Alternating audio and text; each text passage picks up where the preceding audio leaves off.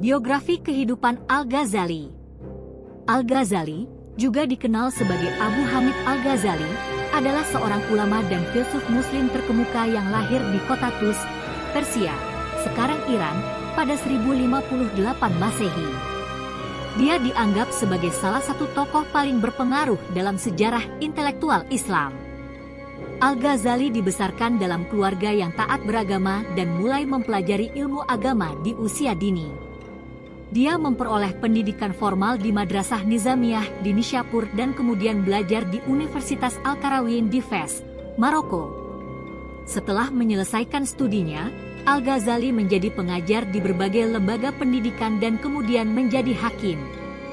Namun, pada usia 33 tahun, Al-Ghazali mengalami krisis spiritual dan memutuskan untuk meninggalkan karirnya dan mencari kebenaran dalam kehidupan.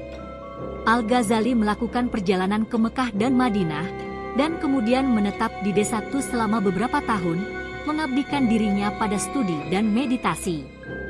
Selama masa ini, ia menulis beberapa karya penting, termasuk Ihya Ulum Al-Din, Revival of the Religious Sciences, yang masih menjadi salah satu buku Islam yang paling terkenal dan banyak dibaca. Al-Ghazali juga menulis banyak karya tentang filsafat dan teologi Islam, termasuk Tahafut Al-Falasifah, The Incoherency of the Philosophers, di mana ia menyerang pemikiran filosofis Aristoteles yang mempengaruhi pemikiran Muslim pada saat itu.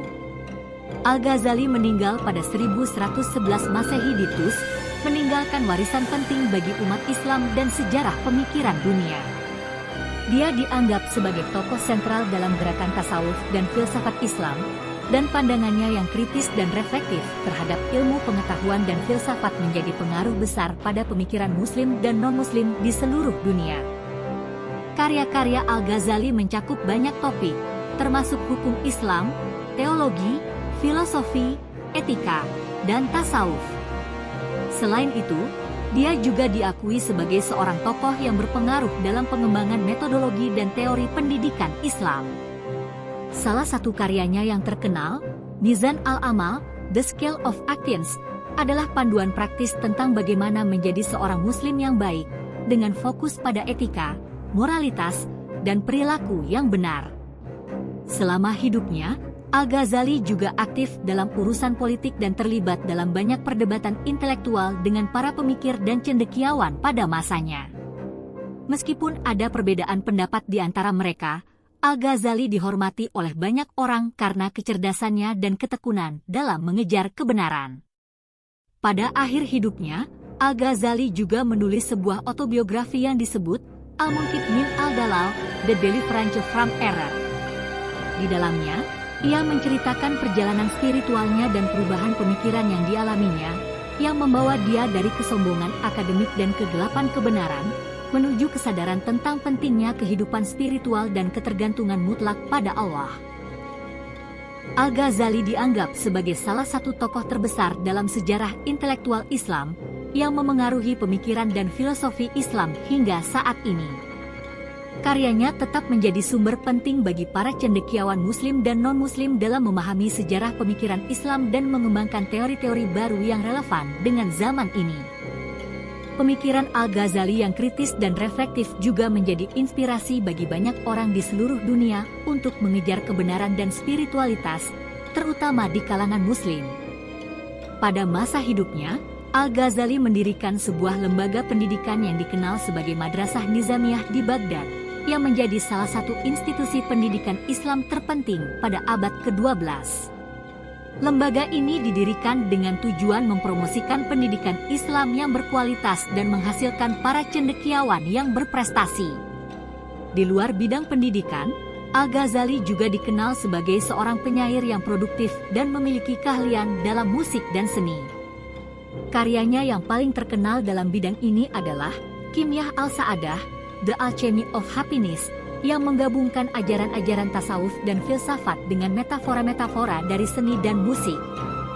Peninggalan Al-Ghazali tetap menjadi sumber inspirasi dan pembelajaran bagi banyak orang hingga saat ini, dan karyanya terus dipelajari dan diterapkan dalam berbagai bidang, seperti filsafat, teologi, pendidikan, dan spiritualitas.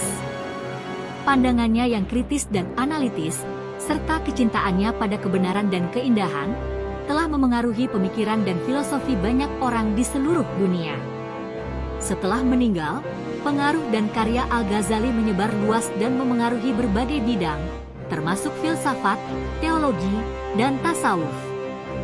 Karya-karyanya diterjemahkan ke dalam bahasa-bahasa Eropa pada abad ke-19 dan menjadi sumber inspirasi bagi banyak pemikir Barat.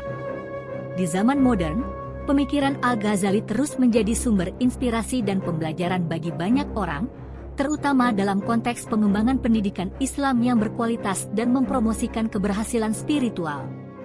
Beberapa konsep sentral dalam pemikiran Al-Ghazali yang terus dipelajari dan diterapkan termasuk konsep tentang takwa, yaitu kesadaran spiritual yang terus-menerus mengingat kehadiran Allah dalam setiap aspek kehidupan, serta konsep tentang jihad al-nafs, atau perjuangan melawan hawa nafsu yang membingungkan dan merusak kehidupan seseorang.